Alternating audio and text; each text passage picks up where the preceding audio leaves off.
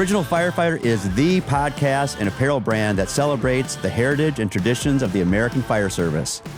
Join us each week for lively discussions that aim to inspire, educate, and entertain, all in the effort to support mental health and well-being for first responders.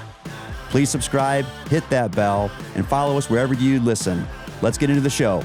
Hi, folks. Welcome to the show. We're going to get right into it. Today we have with us Elvis is in the building, and we're so happy to have you back, Phil. How are you doing? I'm great. How are you? Good. I'm doing great. And as you are aware, the title of our show today is New Year, New Us, and the little dots in between the U and the S. Oh, I get it. You got it? Yeah. Yeah. Like there could be an A. Yeah. New Year, New USA, but we'll just go with the New Year, New Us. Yeah. I mean, there's also the USM, the United States, Mexico too. So, wow, we went right there, real fast. Can I say something real quick? Of course you can. So my name's Phil. I wanted to say I'm a straight, white, cisgendered male. Okay. My pronouns are he, him. Currently, I'm wearing a gray shirt and blue jeans and black Chuck Taylors. My T-shirt is actually a Dead Kennedys T-shirt. So I also identify with the Latinx community. So wow, started off right. Yes, I'm liking it. Good job. We welcome back, and we always love having you in the show with us. Okay, real quick though. Yeah. So now that we got, because I have a feeling this episode's going to go a certain way, so we had to appease a certain population. Okay. Of, let's just say, wokeness, right? Yeah. So with the New Year, New Us theme, I brought in something for the table. It's a nice little hat on the side, 4547. So we're just gonna, I think we'll leave that there. Proudly set it right there. The 45 and 47 being represented. America. Go America. So now at least we hit both spectrums of the group. I love the way that the new press secretary ended her first press conference the other day, and she said America is back, and just like mic dropped and was done. I think her first press conference was 45 minutes long, but the last phrase I think was America's back, mic drop, and turned around and walked out. So that was an unbelievable press conference. It was great. We're back to professionalism in our trade and our craft and being good and proficient at your job here. Yeah. Because compared to the previous press secretary and the previous two, actually, what a change of pace. Yeah, it was I was going to ask you. So since this is my fourth episode, I'm somewhat of a regular. Yeah. Right. Am I like a political consultant? You're like the Justin Timberlake of SNL right now. Oh, okay. Sounds good. Because if you want, we could go on whitehouse.gov/new media and we could apply for press credentials. And I'm going to be out there in March if you want to see if we do talk about. I'm actually going to be out there in March. Pop culture and current events and politics, and maybe let's we get in it the done. Briefing room and let's. All right, you heard it here, folks. You heard it here. We're applying for this. Original Firefighter is going to try to get into the press briefing room and at the White House. Now, I probably won't pass the Secret Service background checks. Maybe I'm the bad. You mean your brother can't help you out? He's in law enforcement. Well, I don't want to affect his career. Oh, good Lord. If you're going to take chances, go all the way. Don't tease us. Okay, fair enough. Yeah. Well, you can go. You make it, right? Oh, see, man. I think I'd be all right. That's why firemen aren't cops. We have too much. Too many skeletons. Break laws. Yeah. Yeah. Well, anyways, one thing about this hat, which is awesome, 45-47.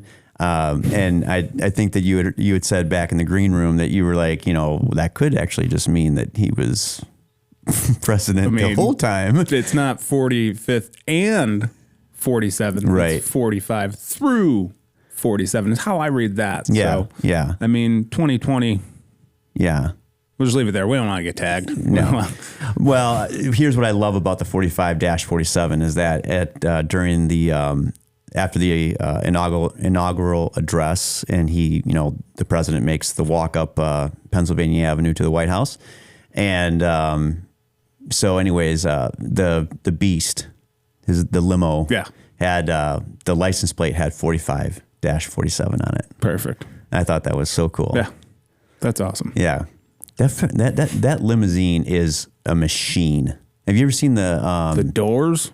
Well, have you watched? They have a documentary about how like what it's a tank. Yeah. And I get why it is built the way that it is, and all basically anything that transports the president of the United States, it's got to have mechanisms of defense and capabilities to survive just about everything. But man, it's just incredible. Yeah. The weight of it. Yeah. That's awesome. Yeah. That'd be just cool to ride in. I know. Everything about America is cool right now. Yeah. Well, plus we've got a president back in who actually almost beat up or choked a Secret Service agent, according to, the January 6th committee. Like he reached over and was like choking the guy. And I mean, What? that's pretty badass. Yeah. I mean, it's a fake story. They were trying to impeach him again, but I feel like they made this story up to make him look bad. They made him look badass. Yeah. Well, yeah, just about everything. 78-year-old man fighting a Secret Service agent. Yeah. I will not make I will tell you this. I won't make a joke, and I've said this on a couple other episodes where I won't make a joke about the assassination attempts. I just think it's far too critical about what the implication of that is and what it actually means to lose a president. I don't think that people understand, and I don't expect that we all live back in the 1960s, but when John F. Kennedy was assassinated, when he was killed the way that he was in public viewing, and the ripple and the detriment of that to the whole country was, actually some scholars would say that we're not even over it. We're still dealing with it. We literally are still dealing with it. We really just are. signed Are we the not? executive order to release complete transparency, something that happened, before the majority of the country was even alive. Yeah. And this has been teased before, Yeah. The releasing of, the assassination and the culpability of, governments involved. RFK Jr. has already, I think he's come right out and said he believes that the CIA, they were somehow involved. I think he's just like right out there saying it. I think he said it on Joe Rogan. Yeah. I think it was. So, yeah, I mean, so the reason I won't, but here's the thing. When I talk about the assassination attempts on President Trump, and especially the one in Pennsylvania, and I am always very careful to remember the ones that were killed. Yeah. Because there was life loss, and that should never be forgotten. It should never be forgotten that it was a firefighter that lost his life right in front of his family. That moment, though, it had to be when Biden was Biden still? No, Biden wasn't. He wasn't in, or was he at that time? When the attempt in Pennsylvania on Trump's life, had Biden stepped out at that point of the race? Yeah.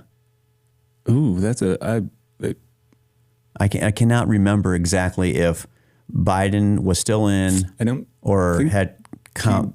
I think he was still in. That might have been the nail in the coffin for him. Well, that's what I'm saying. Yeah, I think he was out, actually. Yeah, you're right. No. Oh, man. Hey, Mr. Producer, Aaron. Okay, Biden dropped out, let's see, July 21st, 2024. When he dropped out, did she assume July 13th was the assassination attempt. Yeah, so it was almost. So it was 8 days after he dropped out.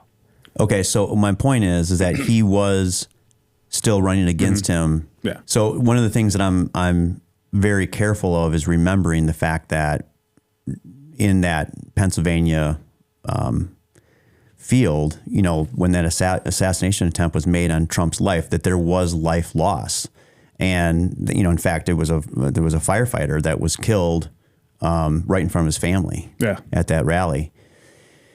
The thing that I also see, though, is that was, I don't know how to square it. It's like the moment was so surreal and it was so powerful.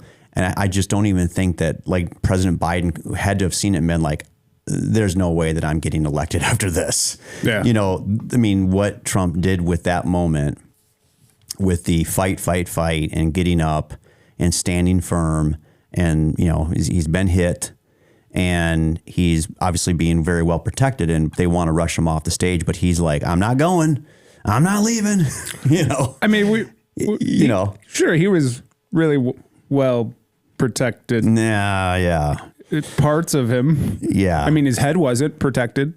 Yeah. Well, I'm pretty sure that's some of that DEI program stuff that they're getting rid of across all the departments. Nothing against at the federal level. But when you have a guy that's 6'3", his people guarding his body should be at least 6'3". Right. Yeah. Right. Not Hobbit height. 5'3" or 5'5", and she might have been 5'6", but she wasn't 6'3". Not even close. And did not handle a weapon very well. That was the other one, yeah. Yeah. There's nothing good about that one. No. So anyways, to get into it, so obviously, that kind of segues into, hey, we've got the assassination attempts. That's the first one. We have a second one. Then and I think that they're just out there. And he's a badass for just dealing with it. Yeah. And saying nothing's going to stop me, and nothing did. Yeah. And an overwhelming majority of people, like it or not, it is what it is.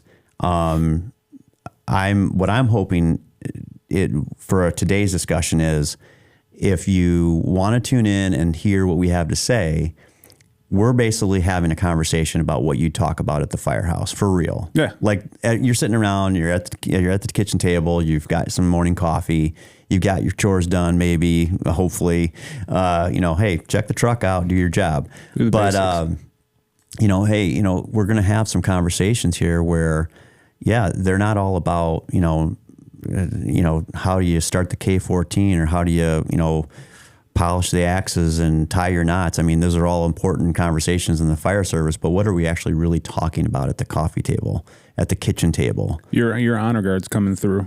Is it? Polishing the axes? Yeah. Well, do we not do that anymore? I mean, we clean them. Yeah. Not polishing them. Like when we used to polish the pole. Yeah, remember that? Yeah. And no, so he was like, I like the fact that we still have firehouses that have poles. Yeah. Oh yeah.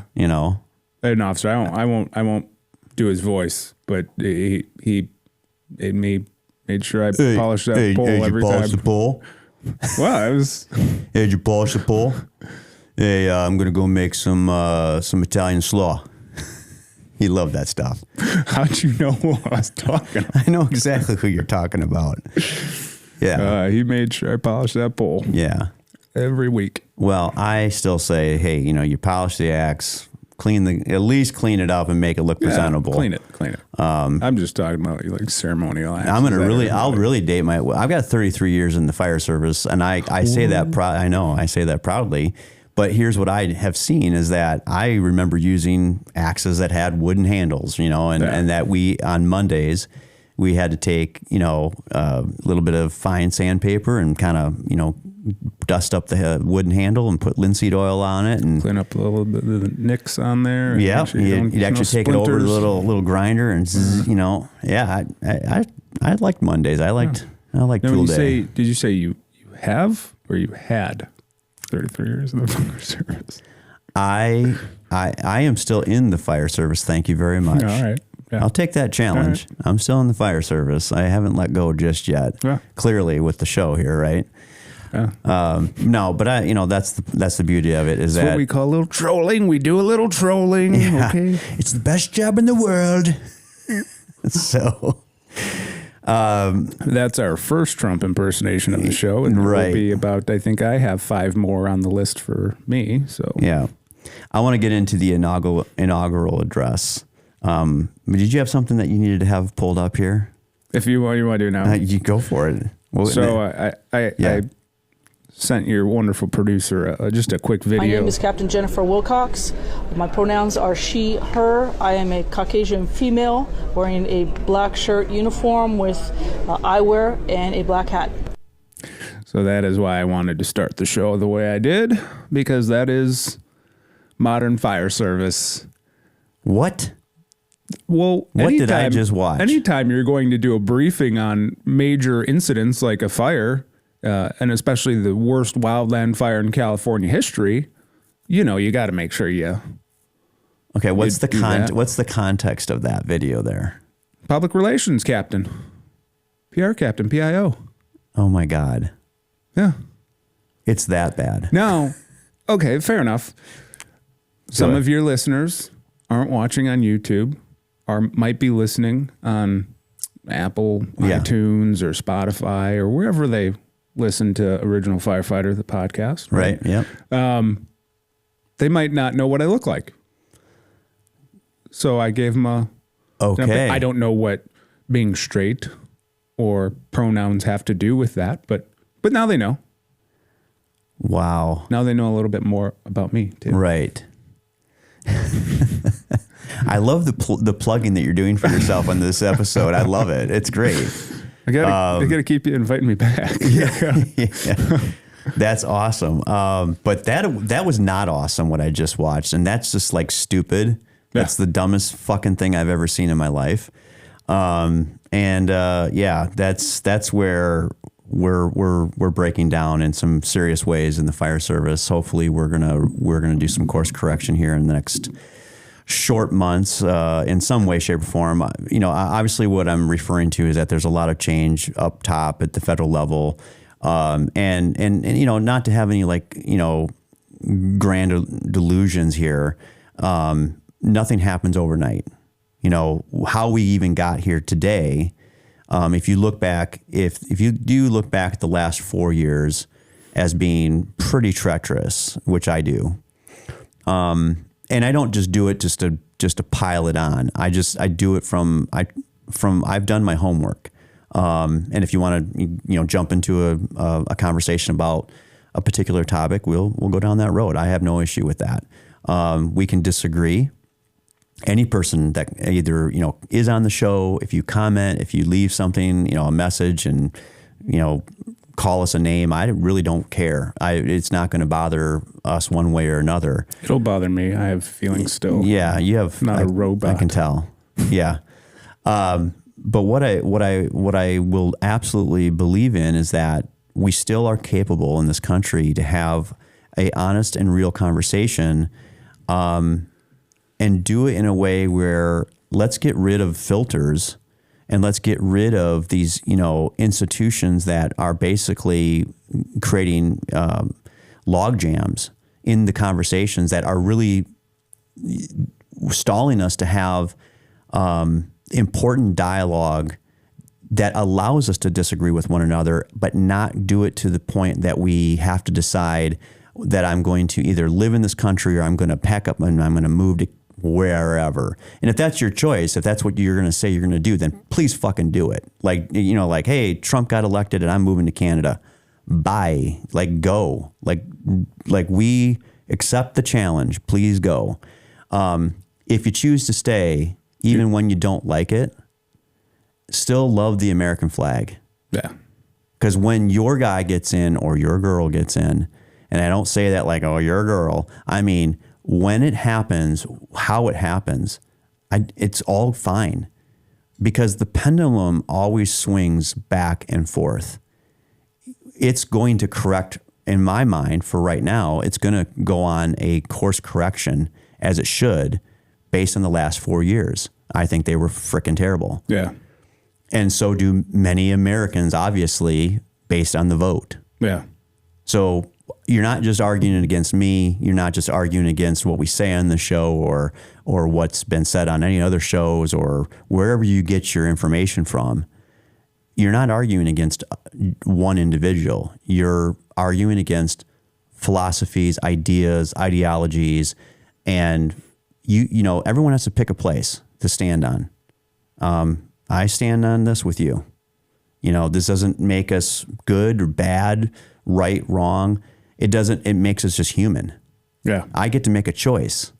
I made a choice. Yeah. That's a good one for me. How do you feel about it? I don't know how you can read anything into that other than let's just make this country great. Yeah. That's it. Yep. And if you choose to move out of the country, you better move further away than Canada because you'll be coming right back to the U.S. when we make it our 51st state. Right. And boom. No, you know what? We don't want Canada. And to go further. Because they are pretty left up there. kind of a little bit of socialism happening up there. Yeah, well, Republicans may never win again. So you know what? We'll keep it at an arm's length. well, and to go one further is that if you thought you were just going to go buy a houseboat and hang out in the Gulf of Mexico, you still haven't gone far enough because it's about to be the Gulf of America. It already is. Google. You see? Google Yeah. Maps. Did it really? Change it to Gulf America. Now, I have a question on that, and I'm happy you brought that up because Okay. that was something I was kind of mulling over. What continent is Canada and Mexico? What continent are they on? North America. North America. North America, yeah. Yeah. I know. Maybe it seems like a Yeah. harder question than it actually was. So why is it bad calling it the Gulf of America? I didn't think that it was a problem. Right? I don't. Why? I think we make far too many. Like for Yeah. example, like. And you know what? In Mexico, if they want to call it Gulf of Mexico, that's fine. Yeah, We'll call I it don't Gulf care. of America. Cool. Yeah, great, Done. great. You don't own it. Yeah, I don't care if they change They might, I don't the know. name of a taco to a burrito and a burrito to a taco. I don't care. Great. What are you saying there? Just saying, call it whatever is good for you. But you know, in official capacities, if this is what we're driving at, you know, if we are, I think what Trump's point is, in many ways, is that we are the biggest offender, right? Mm-hmm. We are basically the economy for so many. Yeah. I can't even like wrap my head around You're it. welcome, NATO. Yeah, I mean, go as far as you want to go with any of the acronyms because we're the one that are giving more than the others, which is crazy because Europe, you know, in and of itself, all of Europe is very well backed. Like they're not broke. Yeah. They're not broke. They just, you know, they play off of one another as if they are broke. They are breaking.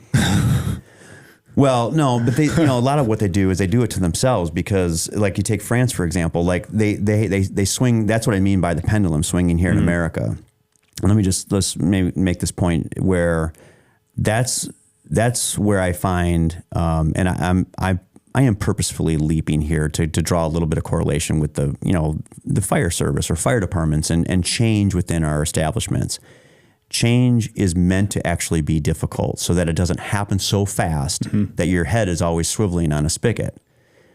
And so when you expect that in your fire department that you demand a certain change, fill in the blank. I want X and I want it now. And then you get frustrated and mad because it doesn't happen overnight. It's like, it's a bigger ship than you understand that you're trying to turn. Right. You know, maybe in smaller organizations, you can make changes quickly, depending on budgets, things of that nature. But in, say, the department that I came from, that you're on, it's a big department, and you're trying to, turn this thing and make, 300 more plus people somehow happy, satisfied, engaged in their purpose and work. And you're doing the same exact thing with the federal government. Right. I mean, you're now the boss of the bosses, and you're driving the ship now again, as Trump is now driving the ship. Yeah. And he is turning this thing, and he wants to turn it quickly because that's how he operates. We can see it. He wants it to be done, and then he wants to claim the win. But he wants to turn it fast. It's not possible in America to turn it that quickly. Right. That's the breakup that you get over there in the European countries, like France, for example, that as soon as they don't like something, they're like, hey, vote it out and it's done. And they change the government again. Yeah. And you end up with stagnation. You end up with basically what you end up with is total inefficiency. Right. Because nothing lasts long enough to become efficient. Right.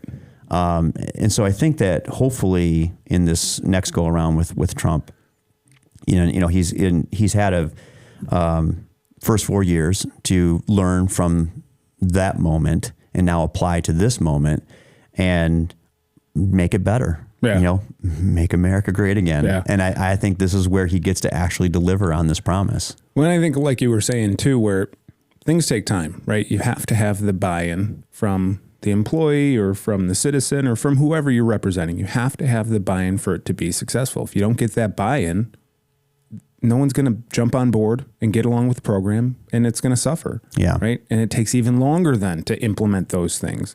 So when you talk about, especially fire service things, well, how long did it take us? We worked together on getting new hose, outfitting new fire tack hose for the entire department. How long did that take?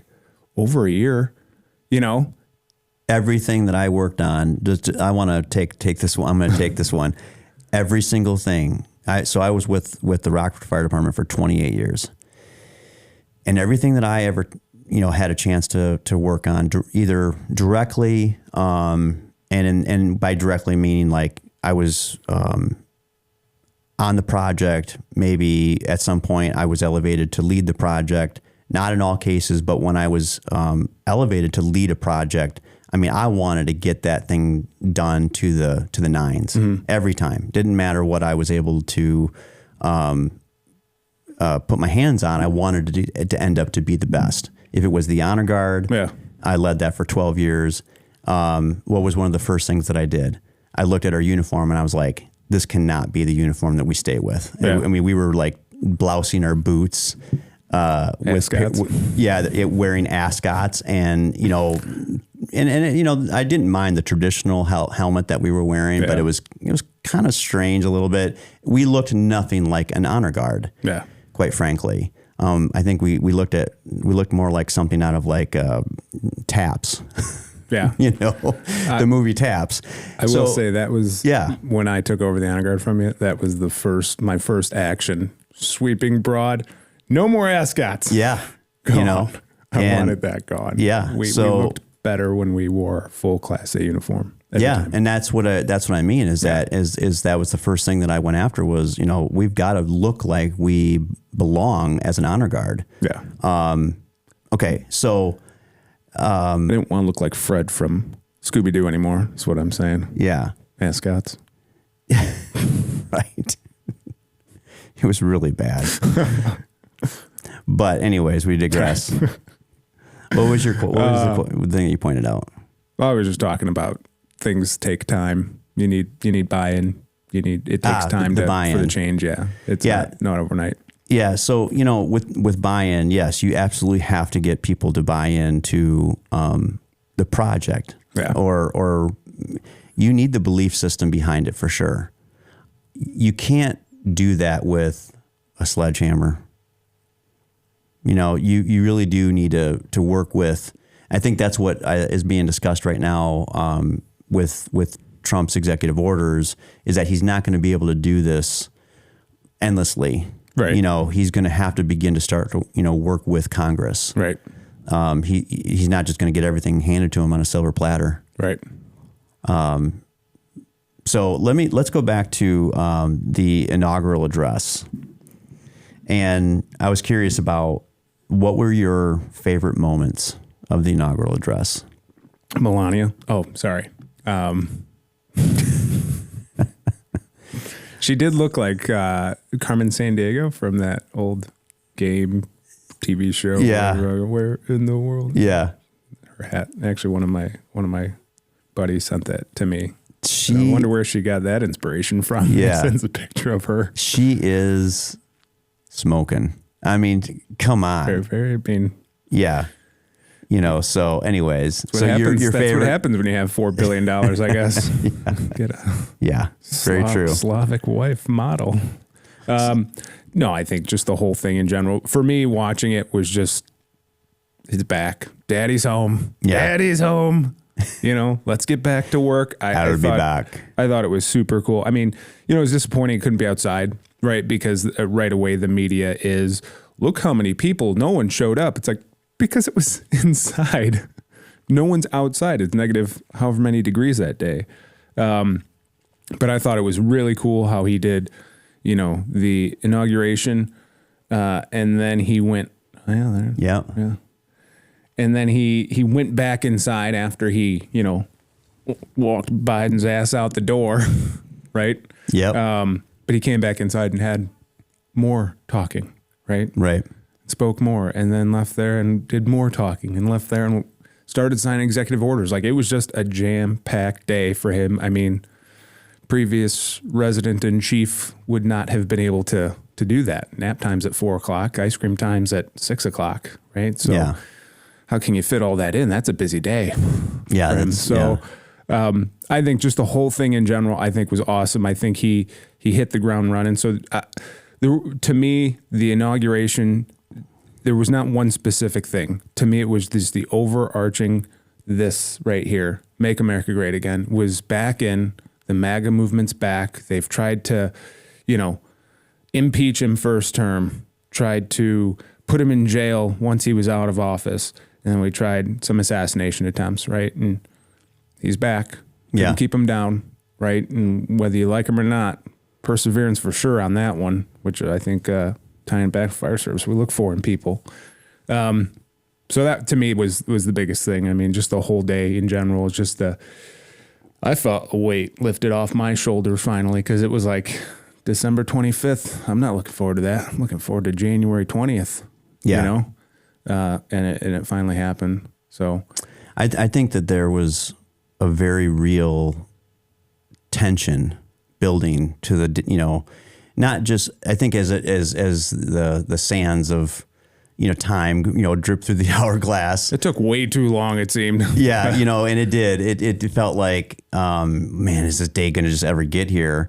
But as it did approach, it felt, to me, it felt like there was this palpable tension where you didn't know how things were going to go, and some of it's because of the past. Some of it's like, well, there was 2 assassination attempts on him previously. Right.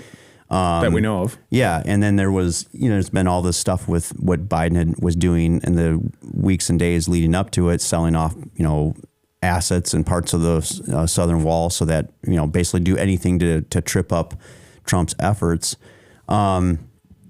So, there was very real contention there to throw up as many roadblocks as possible before the arrival of January 20th. And yet, one of the things that I think that he did best during his inauguration, during his speech, was, one, he stood, whether he decided it or it was just choreographed by someone else. I just thought it was interesting how he stood in between the 2 statues in the rotunda. One on his left and one on his right shoulder was the Lincoln statue and the Grant statue. Yeah. Both from Illinois. And both very prominent presidents of our time. And so here he is, he's standing there in between these 2 quintessential presidents of our past.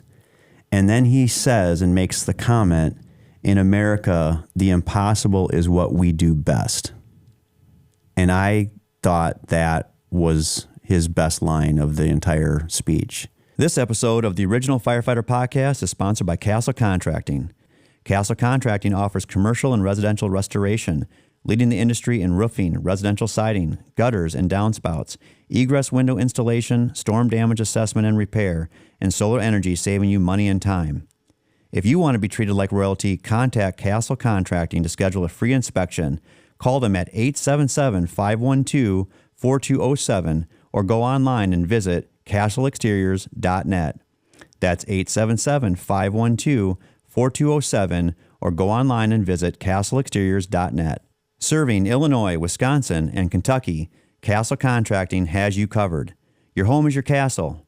Call Castle Contracting today. And maybe that was, put in there because it was meant to be inspiring and it was hopefully maybe something that we could all rally around. Right. Again, red, blue, purple, whatever you are, because in America we want to say, hey, we've got open arms for everybody. I think, under the big tent, I mean, that's what we try to say is, we got space for everybody, right? Yeah. But let's just do it on merit. Yeah. Not on other identities that don't make a hill of beans about a whole lot of anything else. I like that. Hill of beans. Yeah. Hill of beans, again. So I like that old timey. Yeah. We're going to go, where's that wash bucket? Yeah. What kind of beans are they? Bush's baked beans. Of course. Yeah, I just, and then the other thing, to have him say that, and then to have Elon Musk there, he must have just been beaming when he heard that and thinking like, I really am going to plant a flag on Mars. Yeah. What did you think? I think that's awesome. Is that the JFK moment? I think so. Without the assassination. Yeah. But it's not. Yeah. Yeah. I think what an inspiring thing that is for our country to hear that, and especially like you said, when you put everything together, right, and you put everything, take that full picture and see who he's between. You have the president during the Civil War.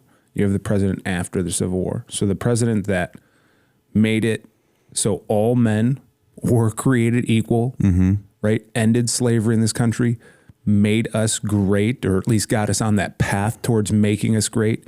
And then the following president with Grant to unify us back together. And I know we've talked about it before, but I really think the past 4 years has been rough. The past 8 years has been rough for this country. We've been very divided. Families have, lost family members that they'll no longer speak to. I'm sure I have some that don't speak to me. Yeah. Right. I look at the past, I'll even say, let's say the past decade, we've been in a cold civil war in this country for sure. And my hope now is like an internal, right. That cold internal civil struggle, war. right. Nothing, there's no shots fired other than words. Right. But no shots fired. I think it's for us as a country, is that cold civil war. I hope now, and that's part of that relief for me, was the hope is we can reunify. And what is the common goal? America, right? I mean, making it better for everyone. That's always been Trump's message. And that's what's so disturbing about the media when they push this false narrative, false ideas of what he says, false ideologies that he has. That's the most frustrating part, is when you actually know and learn and listen and see what's actually happening. And it's like the very fine people hoax, right? Jim Acosta, who's no longer with CNN, thankfully, is an idiot. Yeah, I saw that. But there was, back in 2016, 2017, right? And the very fine people, he said, you had very fine people on both sides, and they cut it right there. And Jim Acosta is on there and says, and he's talking about white supremacists and white nationalists. It's like, okay, but unpause the clip now.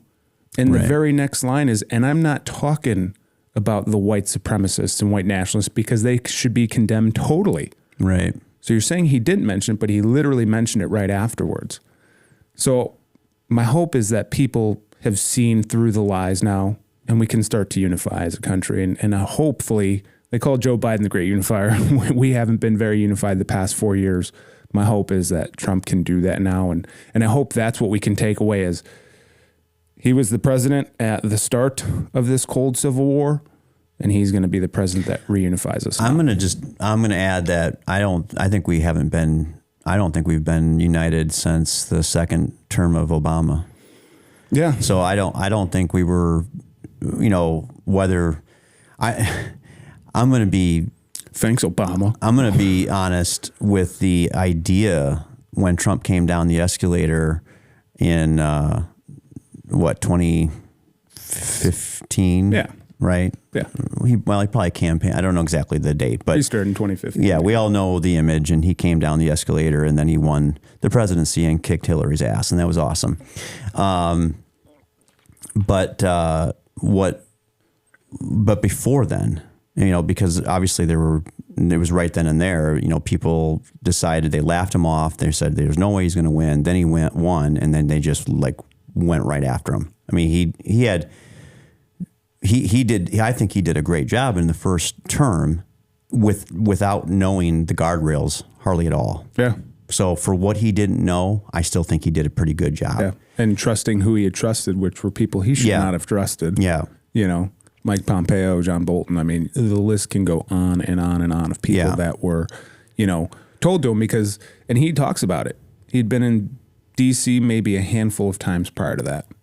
never more than a day or two, right? Mm-hmm. So he trusted people in D.C. people that he trusted push people that they trusted towards him, right? That had been in government, had understood things. But yeah, I mean, when the left gets mad and angry that there's a Donald Trump as a U.S. president, thank Obama, because back at the absolutely press corps dinner or something, when he was just brutally making fun of Trump for what? Because he questioned your birth certificate as a conspiracy theory. Okay, is it real? Probably not. Right. But just brutal on Donald Trump, and then continued that in the public media. It's like, it's so funny to watch. Everybody's laughing, except Donald Trump just sitting there. It's like, all right, we'll play this game. Sure. And he actually made a comment, whatever late night show, the celebrities read mean tweets, and he reads a mean tweet from Trump, who's like, Obama was the worst president of all time. And Obama's like, Donald, at the real Donald, at least I will go down in history as a U.S. president. And he drops the mic like that was, all right. Well, now he is one of two people in history to have 2 non-consecutive terms, and is, we've had 45 presidents in the U.S., 45 presidents in 47 positions. That's right. Right. So thanks, thanks, Obama. There's a little eating crow there, isn't there? That's a real one where normally when you hear people, I think it's hilarious. People are like, thanks, Obama. It's like hyperbolic, they're not being serious, but like, no, thank you. I'm very serious about that. There is argument that there has been no more divisive person as a president in our modern time than Obama. His first term, I thought it was good, decent. I voted for him. Yeah. The second go around, I voted for McCain. Nader. But the second term of Obama was, that's when you really started to see the machine start, to crank out the, let's polish up and package, this critical race theory and DEI. And, it was basically a free for all for, trying to start to put, put us back on our heels. Yeah. And start to divide everybody up into categories. Yeah. Rather than be Americans. That's what I'm really driving at, is that if anybody divided us up, it started from there, in my opinion. That's just an opinion. And we get these categories, and it's nothing different than silos, you know, and everybody's living in a silo. And how do you think we're going to communicate that way? Right. And so then from there, what does everybody do? We jump onto our smartphones, and now we're casting out all of our thoughts and ideas and feelings and emotions from our silos, not actually having real conversations like the way that you and I are having one. And if there was someone that came in right now and said, well, I want to jump in this conversation and tell you how stupid you all are, and I'm going to show you why, I'd be like, have a seat. Yeah. Pull up a microphone. Let's have the conversation. Like you said, that happens in the firehouse. Yeah, for sure. That happens in the firehouse. For sure. We have people that we don't agree on everything. And you know what happens? We talk about it. Does anyone yell? I've never been part of a conversation where it's gone to yelling, especially about politics. Well, I've seen a little bit of yelling. Well, that's for other reasons. I've seen some yelling. But over politics, well, yeah, I mean, I retract my statement. You're right. No, you don't have to. But I get your point. But it's not, it's not at the end of it where we're like, I'm never speaking to this guy again. We're passionate, right? And if I raise my voice just because I'm passionate, it's not because of any anger or emotional like frustration. I care about it. Well, I think that is what firefighters represent very well, is that we just cut to the chase and say what needs to be said when we can say it without fear of like, oh, we're going to get in trouble. And and this is not I'm not like giving a pass for anybody to be out there just spewing, saying whatever they want in the most derogatory, inflammatory, cruel sort of way. That's not, we should be able to read between the lines and understand that cutting to the chase and saying the things that need to be said and doing it without the filter of, say, the DEI agenda, or doing it where I always think about, like, if HR departments could actually listen to what, or just peer into what we're actually saying, and not get everything, bunched up and tight in their ass about, well, you just used a word that's offensive. And it's like, okay, but why is it offensive? Why? Where did this come from?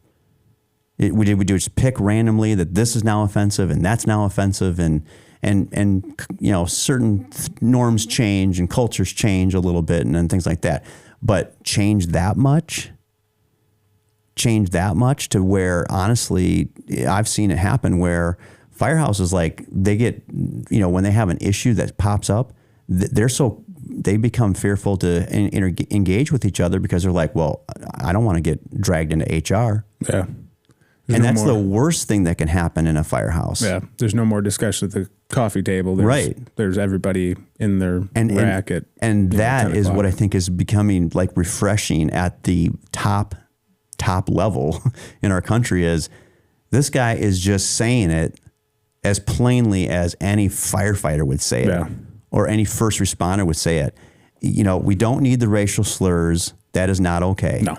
We don't need degradation of character and person based on what you look like. Right. Okay.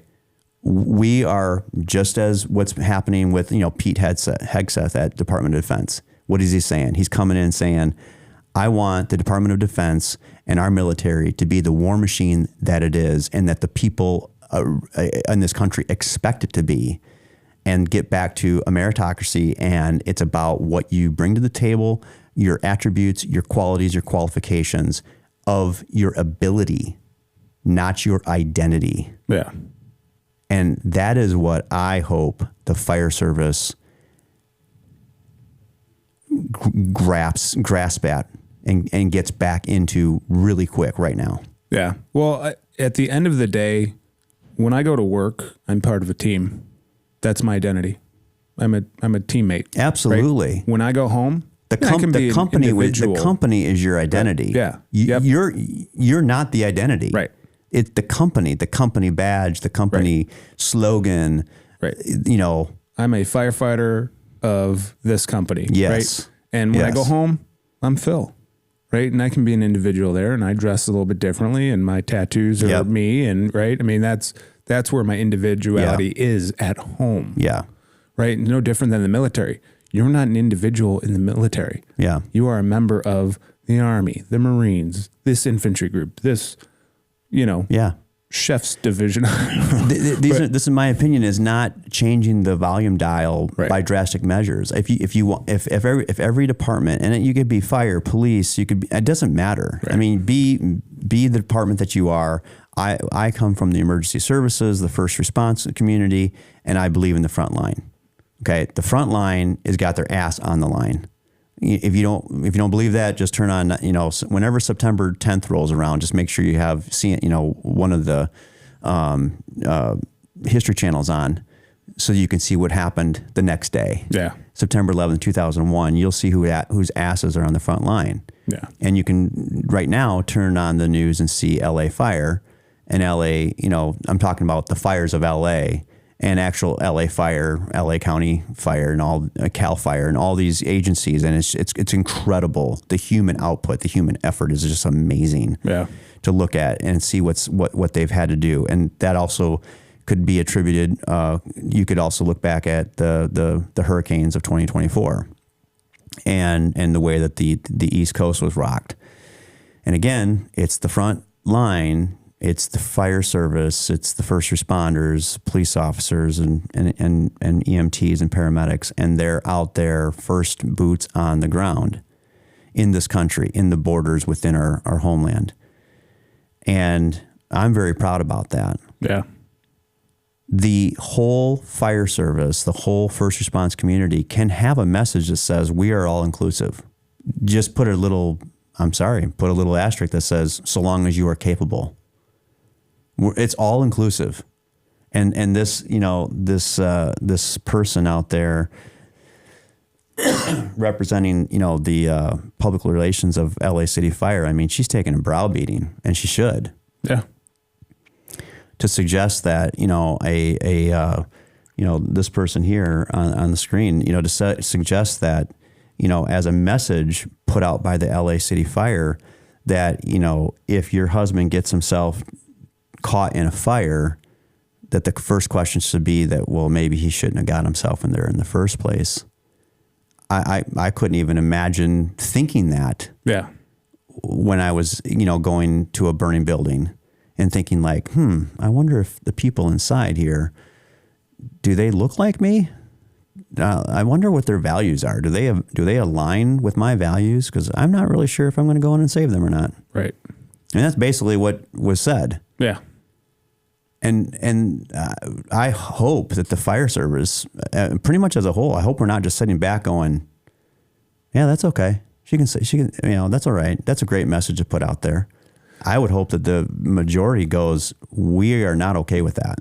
Well, and the fact that it's a chief saying it, right? I mean, you're in a leadership position saying that, and the department, obviously, that was part of their push and plan, and you're representing them. Like, being a blue shirt firefighter and you said that, people would be looking at you sideways. But you're the chief. You're a chief. I mean, at some point, someone would have thought, if to your point, if using your scenario, someone would have thought like, there's got to be a punchline. Yeah, is this Rescue Me? We're watching a TV show, right?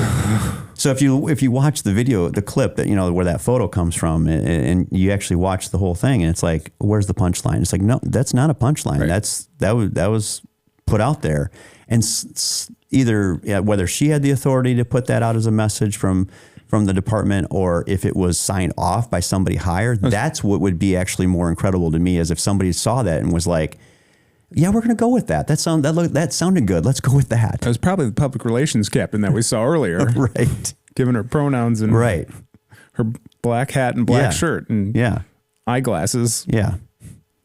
And I think that hopefully, again, these are opinions, of course, is that I think it's extremely disrespectful to the men and women on the front lines in any of these emergencies that are that have happened recently, that are happening currently. And again, I go back to just the human effort to get a hold of the wildland fires, and the urban interface fires that basically wiped out the Palisades, and just to see the human energy being poured into the effort to control these fires, save homes, save lives, and then to have that message pop up and be like, hey, just so you know, this is actually what's being said out there as you're putting your life on the line. And I'll say it sucks to be, and maybe, I don't know anyone on LAFD or LA County. So maybe they're cool with that. I feel bad for you because the nation saw that, and at least 50% of the nation disagrees with that. Sure. And me as a firefighter with over 20 years, I look at that and I'm disgusted with it, because it's not even the firefighters that I'm concerned about with that statement. It sucks for them because it's going to reflect on them. That sucks. What I'm concerned about is the citizen that you swore an oath to protect, and you're questioning that, or you're saying that, right? Your job is to be able to go and get them out. So just go do it. That's the point. That's what you signed up for. So what do? You learn the ways to do it, whether you physically are strong enough or not, but there's ways to do things. Yeah. Right? It's through training. It's through education. It's through physical fitness. Dedicate yourself to that. And if you're not willing to, and you're willing to sacrifice for that person, see ya. This episode of the original Firefighter podcast is brought to you by Benny's Slots, Wine, Spirits, and Empire Gaming. With 3 locations serving the Rockford area in Roscoe, McChesney Park at Nest, and Cherry Valley at the Harley-Davidson store, Benny's is the place with taste and enough luck to go around for everyone, provided by Empire Gaming. Each location offers fun and entertainment with weekly sports, events, drawings, and live music in a plush environment. As a side note, I recently had my retirement party this past summer at Benny's at Nest in McChesney Park, and they gave us the VIP experience all around. For the best atmosphere, for the best entertainment, head to Benny's for good drinks, good friends, and good times. Stop in at a Benny's location near you today. You know, and that's what we need to get back to in our hiring process. Are you willing to do this, this, and this? Yeah. Are you willing to die if you had to maybe affect change, right? Like we always talk and teach, risk a lot to save a lot, risk little to save little, right? Human life is a lot.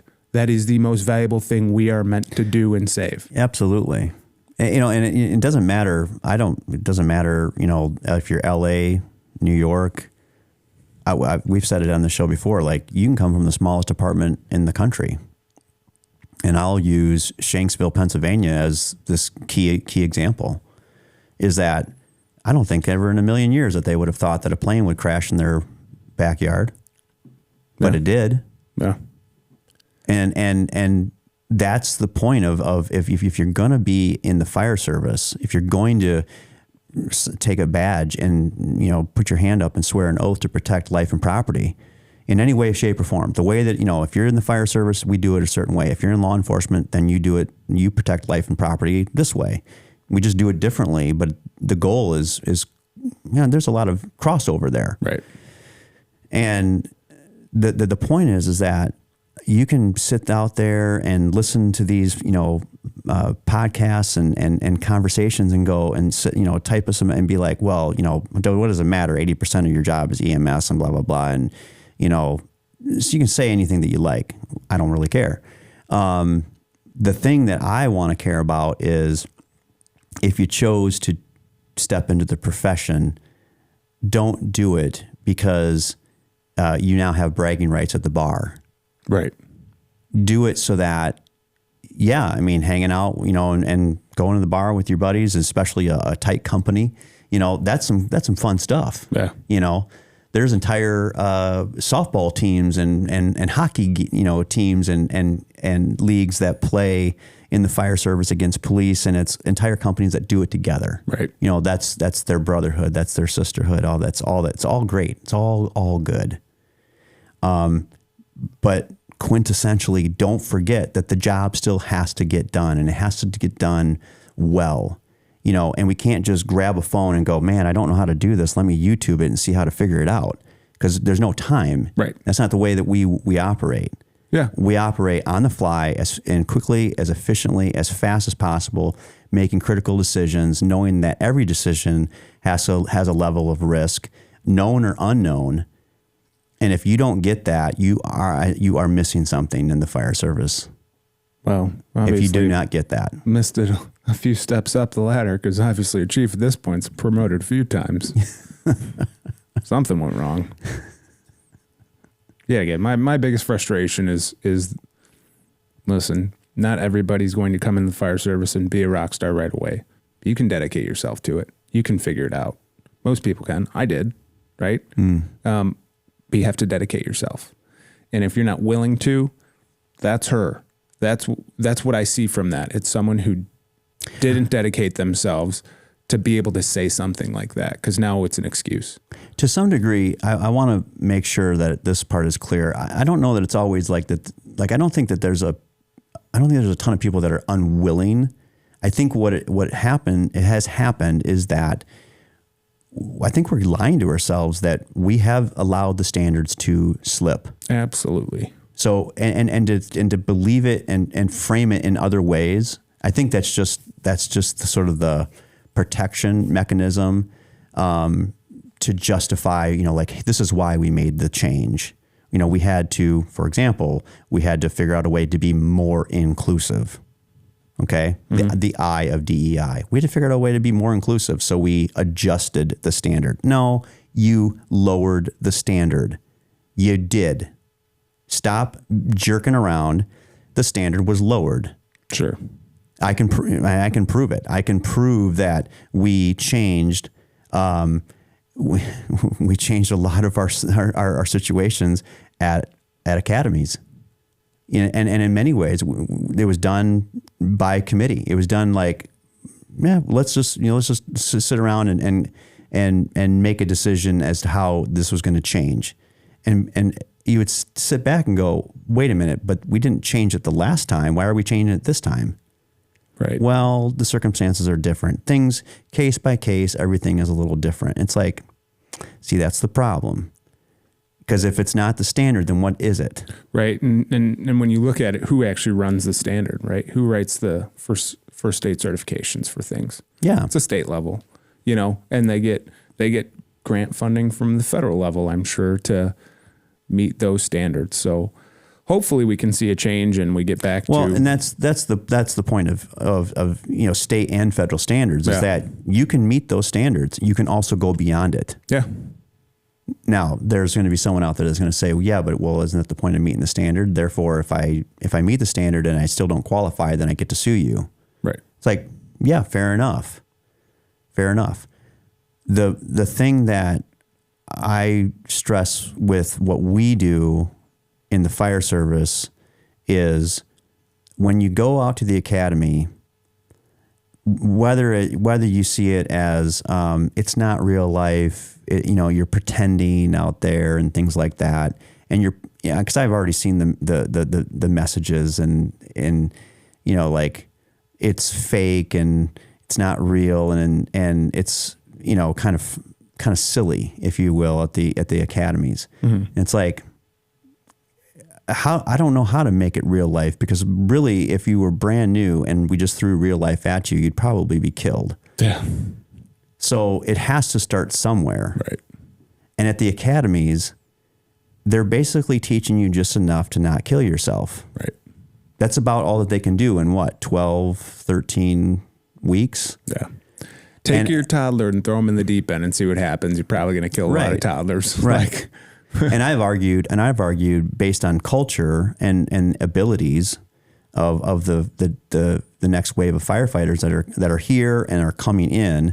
And we should point out that, greatly speaking, the numbers are so low across the board. It may not be in every place, but across the board, the numbers are very low. And other industries have had, shortages, nursing shortages, teachers have had shortages. Right now, the fire service is experiencing it, and we're getting very low numbers to turn out. And I've argued that our academies are not long enough, because we have people coming into this walk of life with very little mechanical aptitude. I have said on the show, they don't know how to use a hammer. There's been some pushback, and it's like, well, I didn't say that they can't use a hammer. I just am saying they don't necessarily, and the hammer is a metaphor. They can't, I'm not saying that they can't, right, or that they won't ever, but there are many examples of where right now there's a lot of things that they don't know how to do, because they just never have been required to do that in their childhood. Right. Life changes. I get that. I walked off of a farm, in a small community, and went and started volunteering on a fire department. Yeah, there's a lot less hands-on professions. Yeah, and that's all it is. It's not that you're not. We're not saying that you're fighting. You're fighting fire with one hand tied behind your back. We're saying that many people start out in the fire service in 2025. Just make it simple. That they are beginning with less of a mechanical aptitude than what the job requires you to know. Yeah. And you'll get there, but I think that we have to be honest. The fire departments have to be honest and say, we are not giving enough time to the training aspect. Yeah.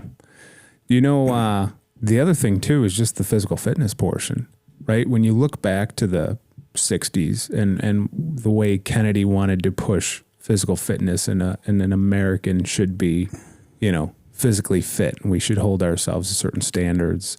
Now you got a Kennedy coming into the administration, hopefully, maybe by the time this comes out, it'll, be confirmed. But I love watching the videos, the black and white videos from the 60s where, a high school gym class, and they're climbing the rope and they're doing sit-ups and they're doing this. And you look and everyone is physically fit in that video, right? And it's just a random high school gym class, right?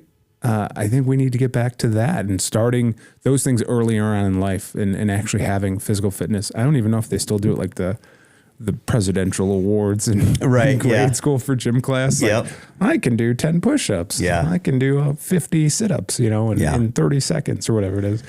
But we don't have that anymore. We don't push that. Well, this has been, this is going to push your button, I think. But this has been attempted a little bit, to make America healthy again. There's been agendas out there.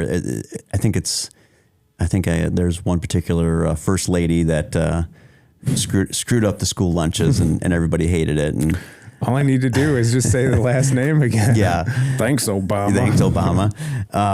But there's been initiatives and agendas. I do think that Robert F. Kennedy Jr. is, he's coming in with, I think he's got the ammo in his pocket is very much a springboard off of the disastrous COVID-19 response. Yeah. And I know that there's been a lot of deep dive into, what does he really stand for, the vaccinations. And he's made it very clear that he's not looking for, legacy vaccines to go away, right? Measles and polio and things of that. And he's not looking for that. He basically, those are tried and true vaccinations that work. What he is accurately drumming up for us to think about is how fast we are pumping things out to market without valid research behind it. Right. And the fact that we are just consuming it pretty easily. Now, I don't know if that's because we're, as a whole, the country, the masses, are we just confused by the way that we're, information's just coming in from so many places and we're lost in translation. We don't know what is healthy anymore. Right. I would argue that would maybe be the case, is that there's just so much, this thing right here, this in my hand, is got such amazing capabilities, and yet it has the greatest capability to confuse the F out of you if you let it. And if you give up fast, if you don't dig very deep and you just go, okay, yeah, I looked at a couple sources and looks good to me. And you make a quick, fast, decision. Well, you might have an unintended consequence that's not very good. Right. We still need to use logic and reasoning. Yeah. And I think that is what his message is we need to take the mystery out of this shit. Right. Because this shit is killing us. Too much of anything is bad, right? Everything in moderation. So like you have your phone there, it's a supercomputer. It's that thing, as small as it is better than what they utilize to send men to the moon, supposedly. By the way, it's got a original Firefighter call box on the nice. I like that one. I like that one. Yeah. It's good. But there's too much information, because what's true information, what's correct information, what's false information, right? It's too much. Yeah. Too much of anything is bad, right? We have too much information on there. I'm not saying information's bad. Information is good, but what is the correct information? And you're going to have to use your logic and reasoning to get through that. And it's just unfortunate that, credible sources continue to cite wrong information, incorrect information, false information. The federal government does it, right? Look at when Trump said lab leak theory for the virus, right? Yep. Conspiracy theory, right? Well, just came out, CIA, there's a lab leak. It wasn't a bat soup. Like, are you insane? Like, but we all said it, and it was like, conspiracy theorist, right? I'm not anti-vaccine. I question a novel vaccine that you're putting out and want to inject in my body. We don't know long-term effects because we don't know what happens in 5 years or 10 years or 15 years to me, potentially. Yeah, I'm going to wait. I'm good. I'm healthy. I'm young. You also have to question, and we're kind of treading on some thin ice here, because any little crack can take us down into a crevice where we start to explore conspiracy theories and things of that nature. Told you we already need one dedicated to that. Well, we'll do that. We'll do an episode. We'll do an episode of just conspiracy theories. I already did the moon landing, and you didn't even bite on that one, supposedly. The moon landing. The Earth is We've round, already been to Mars, supposedly. just so you know. There's already a flag. Yeah. You just don't I don't know if you know it. No. Yeah, Matt Damon was there. I saw it. Yeah. He was pretty good. He ate a lot of potatoes. No, the thing that I always am interested with when it comes to the coronavirus is what they were testing it for. I mean, the fact that it got out of the lab, which it did, and it devastated the world, basically. Mm-hmm. But the root of it was what they were testing it for. Yeah. And we pardoned people that were heavily involved with it. Yeah. Back to 2014. Which brings me to a good point to bring up, which is, we're going to read this real quick. Let's release a conspiracy theory episode after Trump releases the JFK assassination files. Ooh, I'm in. That's from our in-booth producer, Aaron. We're going to do that. That's a good idea. You brought up something interesting about the pardons. And I think that Trump said something very interesting. First of all, we're going to swing back around to, after so now, the inauguration is done. It's over. He's in the office.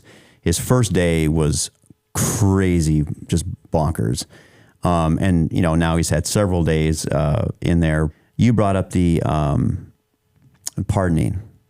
And I thought this was interesting. So Trump is sitting in there and he's, signing his executive orders on day one. And he said something that I thought was just very telling. He was asked about the Biden pardons, and Trump, he said that he could have pardoned himself in his first term. He could have pardoned himself over the January 6th incident. He could have basically just pardoned himself about really anything. He could have pardoned anyone that was arrested at that time. He could have just said, nope, they're not going to be charged. They're pardoned. But he didn't. And he said that if he had done that, it probably would have made him look guilty, and that it also probably would have not allowed him to be reelected. I really thought that was a great calculation on his part. And I was just curious what your thoughts are about what does that imply to what Biden did. Yeah, I agree with that, with what Trump said. And at the time in 2020, they were all accusing him of he was going to pardon his family. He's going to pardon his family. He's going to pardon his sons, right? And he didn't. We're not guilty. Why do I need to pardon him? We didn't do anything wrong, right? And they all said, if he pardons them and they accept the pardon, then they're guilty. That's what the media said, right? So now, flash forward 4 years, and who does Biden pardon? 5 of his own family members, right? Fauci, members of the January Unselect Committee, as Trump likes to call it. I love it. Everything's got a nickname. Well, I mean, you think about it. He's got it. He's got it dialed in. There's no doubt. The 2 Republicans on there are jokes of they shouldn't be call themselves Republicans because they don't stand for anything. But whoever labeled him as Orange Man, they nailed it. Yeah, that's awesome. They didn't put a lot of effort into it. No. It doesn't have the same ring as the nicknames that he gives. But you know what? Sometimes he'll give different people the same name. Gavin Crooked Hillary Clinton. Gavin Newscomb has got to be Crooked Joe Biden. Yeah. I like crying Adam. Crying Adam Kinzinger from Illinois, our former representative. Shifty Schiff. I was thinking Adam Schiff. He should start a maybe not, I don't know, a douche of the day. Because we have a lot of douches in the fire service, but just in general, like a douche of the day award, he's getting one. Crying Adam Kinzinger. But back to your point about the pardons, I think, Biden did what he did, right? And I stand by what the media told me to believe 4 years ago. If they accept it, they're guilty. So if Fauci accepts the pardon, he's guilty. Yeah. If Liz Cheney accepts a pardon, she's guilty, right? And, okay, fair enough. They accept the pardon. You can't prosecute anything. You can still subpoena them. Yeah. And they should speak freely then, because they can't be held accountable for crimes, right? Yeah. But if Fauci gets subpoenaed and has to speak on the record, he might have gotten pardoned for certain things. But if he lies under oath with this pardon, after the pardon was done, and he lies under oath in this subpoena, charge him with that. At least you got him on something. Right. Because that guy ruined the world because there was gain of function. They have all the documentation. He's admitted to it finally that there was gain of function. So, I think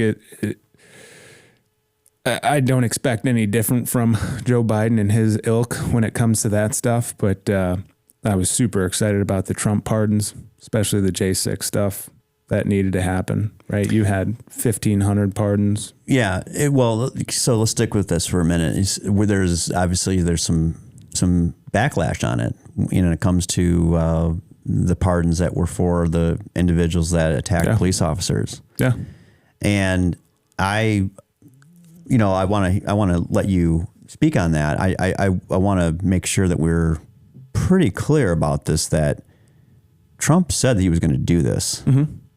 Like he campaigned on it and was clear that he is going to do this. Yeah. It's one of the things that got him elected. Yeah. And nobody did the police benevolent, did they back him? Did they I believe every law enforcement agency that endorsed a candidate endorsed him. They did. There might have been one that endorsed. Right. So you gotta imagine that.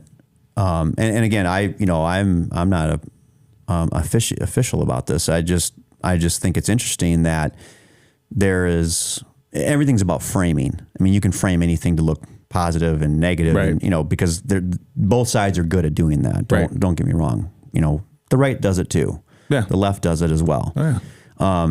The left just tends to use more mechanism of government to actually do it. How they, how they got the DOJ spinned up to do the bidding of Biden. Yeah. But the fact that there were people that were pardoned that did attack police officers on January 6th. Yeah. Were they held accountable? Yeah, I mean, yeah, they went to jail for 4 or 5 years. Should they get the same pardon? I don't think it should be a pardon. And there were 14 or 15 that were not pardoned. So not every person. Correct. Yeah. Now yet again. So yeah, go ahead. I'm happy we're talking about this because I even tried looking up, right? Okay. Let's see how many people. So you can go on to Google or you can go on to whatever search engine. How many people were charged with insurrection? Because that's what they call an insurrection, absolutely, right? Which you is know not how long it took me to find how many people? Because they give you everything else, right? It talks about, 1,500 people were arrested and charged and this, and this and this, but they don't even break it down to that. And it's very broad, vague. Well, these charges and these crimes were committed, right? As little as trespassing or parading, which is a misdemeanor, that people spent 3 to 5 years in jail for, a misdemeanor, that didn't have the right to due process, that didn't have right to a speedy trial, right? Right. But how many people were charged with insurrection? 0. The most serious crime was seditious conspiracy. Those people got 20 plus years. Yep. From 2 organizations, the Proud Boys and the Oath Keepers. Yep. Right. And that was the most serious crime. That is a serious crime if that's what actually happened. Mm-hmm. Right. That's not what happened. This was at best a riot. And I absolutely wholeheartily condemn that it happened, right? And we all do, and it shouldn't have happened because I don't believe in riots to begin with. Protests, absolutely. This is not any worse or less than what happened in all of 2020 prior to that. Yeah, because I protest the burning of Minneapolis and Portland, and it's all bad. Right, it's terrible. So and when you want to talk about people that assaulted police officers, law enforcement officers, condemn it 100% too. Yeah, those people should serve time in jail. Whoever did it, whether it was in 2020 or in 2021. Right. The people in January 6th served their time.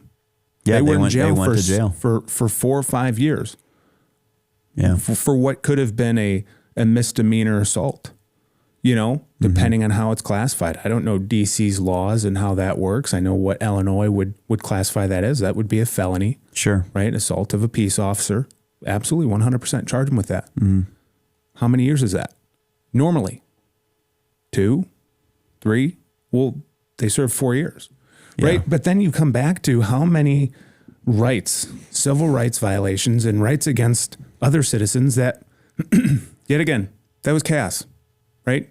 Do we think that the vast majority were there part of the chaos, or there were vast majority that entered the building, just saw people in the building? Oh, okay, it's a public building. I'm normally allowed to go in there. Went in there, not knowing. There's 70-year-old grandmas that went in there with their MAGA hats on and American flags. Guess what?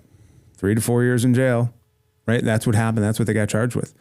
But when it comes to other things and other organizations that do the same thing, there's no one's held accountable. I think that's what the American people that voted for Donald Trump were for. Yeah. This 2-tiered justice system, right? It's like, listen, they were held accountable. They did their time. 1,500 people were charged with crimes. Yeah. Out of 1 million people that were there, by the way, right? Good for thee, but not good for me. Right. So one guy, I'll just talk about one specific one, Joe Biggs. He was a Proud Boy, right? Whatever thoughts are on that organization is, hey, man, they label him a far-right white nationalist organization. Their leader's Afro-Cuban. His name is Enrique Tarrio, right? Not very white nationalistic. I believe that the head of your organization is Afro-Cuban, right? But Joe Biggs, military veteran, Purple Heart awarded, veteran, served multiple deployments overseas, was injured. He went in the building, went to the bathroom, came out of the bathroom. Officer told him, "You can't be in here." He left. 17 years. 17 years for that.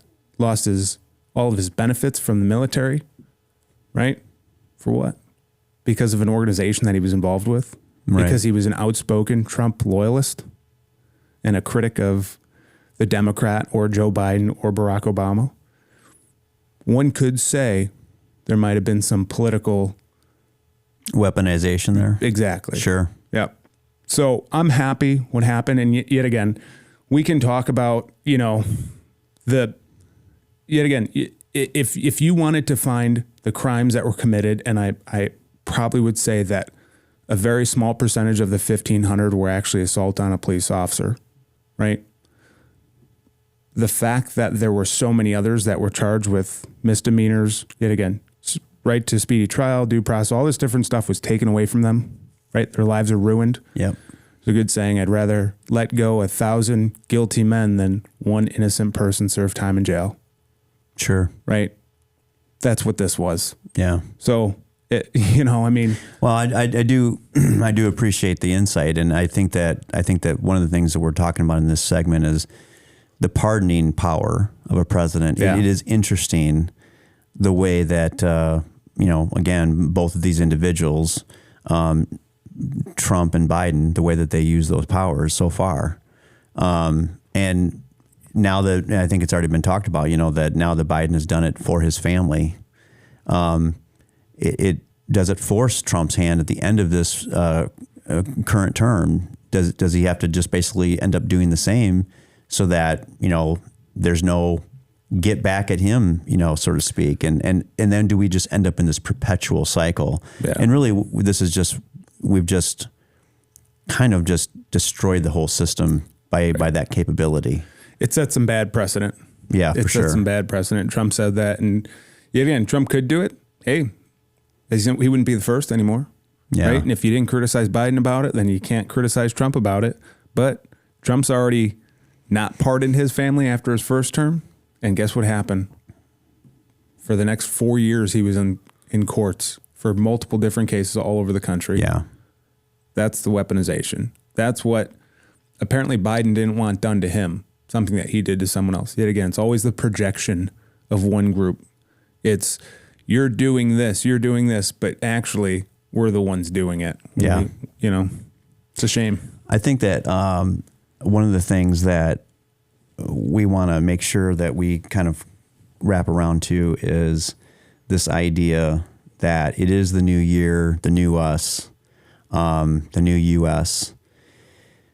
Lots of people have been looking forward to this time period. The golden era of America, and here's the thing, we can say it, like it's already been, plastered over tons of media outlets across the country once Trump said it during his inaugural speech when he said that, the new age of America, the golden age, has begun.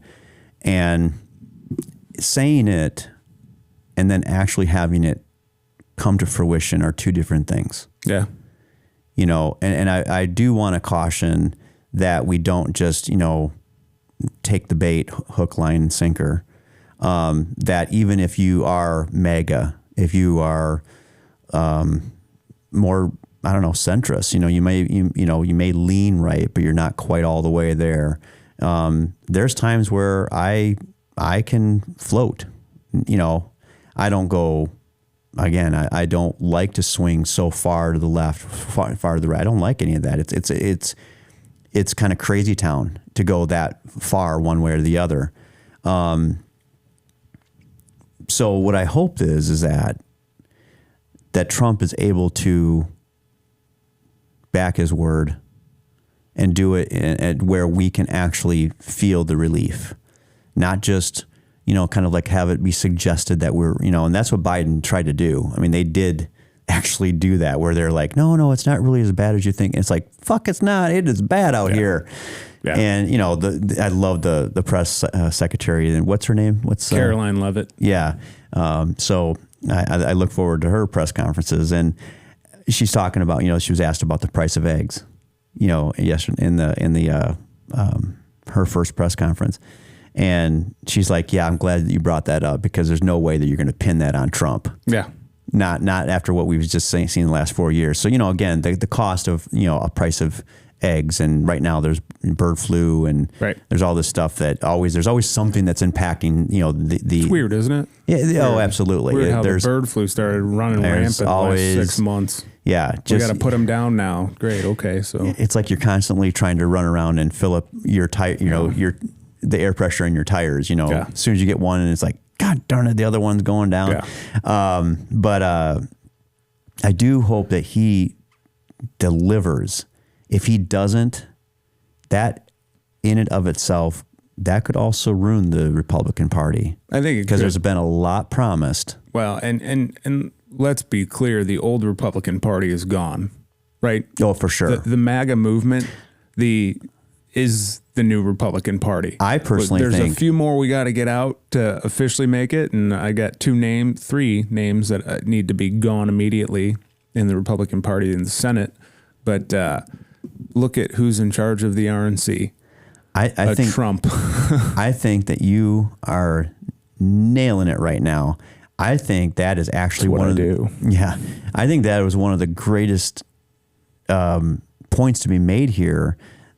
That one of the greatest tricks is that the Republican Party figured out how to turn the corner and become the new Republican Party. The last time in my lifetime that I can see a party doing that was with Bill Clinton. Yeah.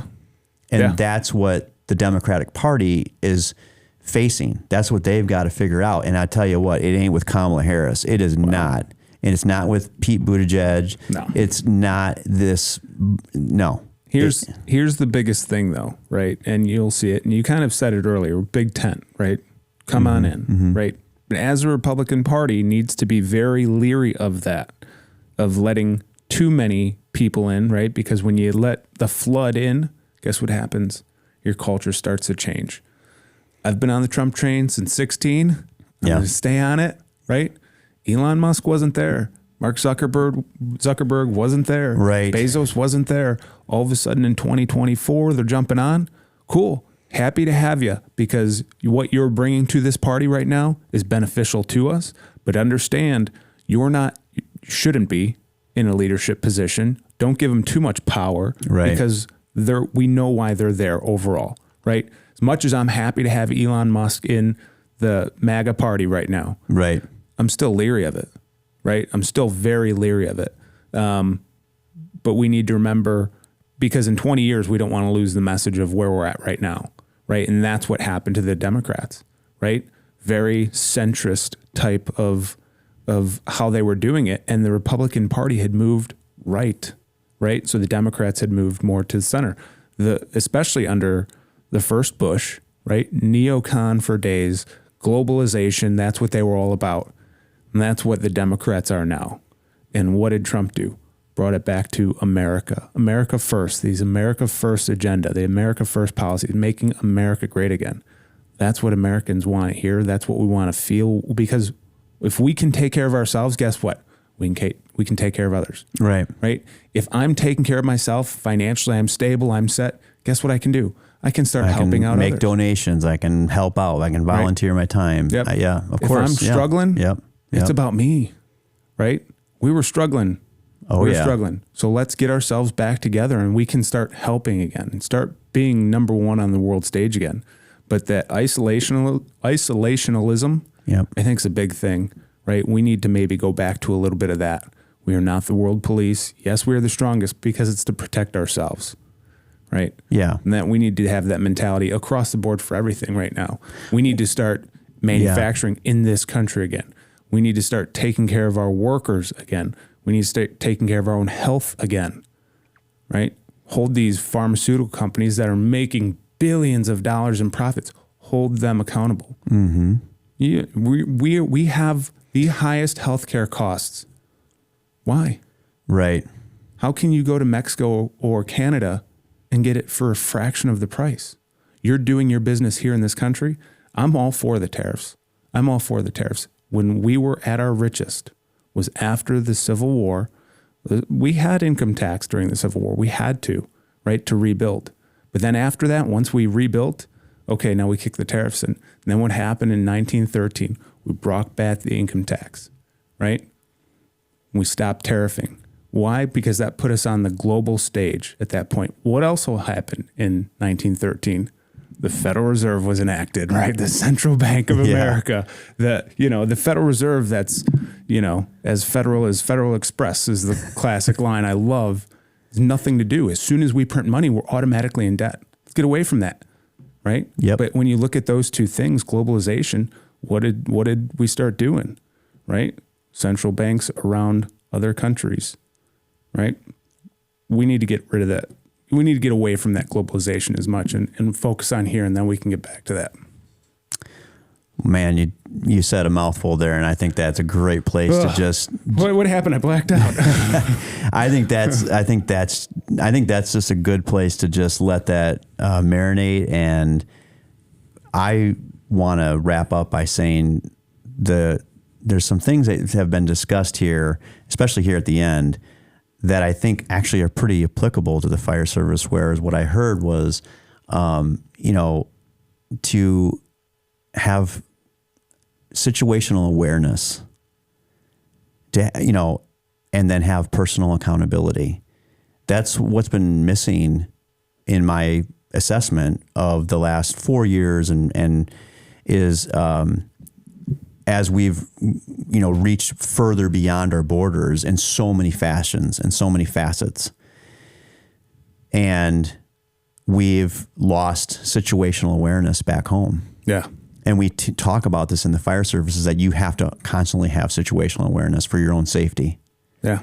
And I don't see how these things don't apply on a larger scale to our entire wonderful country and all of its people, all of its legal citizens, and those who want to become legal in the right way. Right. I am not for people to be barred from this country based on anything other than their love for this country. If they want in based on the love for this country, let's vet that, and let's make sure that's true, and then call it good, and get them into our system as tax-paying citizens, love of our flag and what we represent. You can still love your homeland. You can still love heritage. Right. Nobody should be infringing on that at all. We've all come from somewhere, and we hear that all the time. Okay. It's a melting pot. Yeah. But there's a difference between settlers. There is settlements and settlers, and there's a difference between that and migration and immigration. There is. Yeah. And that's a whole other thing to explore, of course. But what you've just, said is it goes back to the basics of, if we are honest about our situation, our awareness should be the awakening of it's gotten really, really out of fucking hand, and we got to wrangle it in. Yeah. Before we have no time left to wrangle it in. Yeah. It's the Palisades fire. It's too far gone. Yeah. Okay. And we can continue to make these fire service analogies all day long on every episode. And hopefully on this particular one, what we've done is had an honest firehouse table talk that, this is what we would chat about. And it's not all, fire and smoke and med calls and things of that nature. And, it's good coffee talk. Yeah. But this country needs to get back to that. It needs to get back to having the ability to have a conversation, agree as much as we can. Where we disagree, let's not kill each other over it. Right. And I just want to wish the current Trump administration all the best luck in the world to be successful in its agendas. Yeah. I think what they've done so far is amazing. I think they keep it going. I think the next step is either no tax on tips or get rid of the income tax completely. And we'll have one of the greatest presidents of all time. We'll tackle that on another episode. And so, Phil, thanks for being back in our studio with us. And remember, guys, those on the front line, men and women of the fire service, first responders, be safe out there.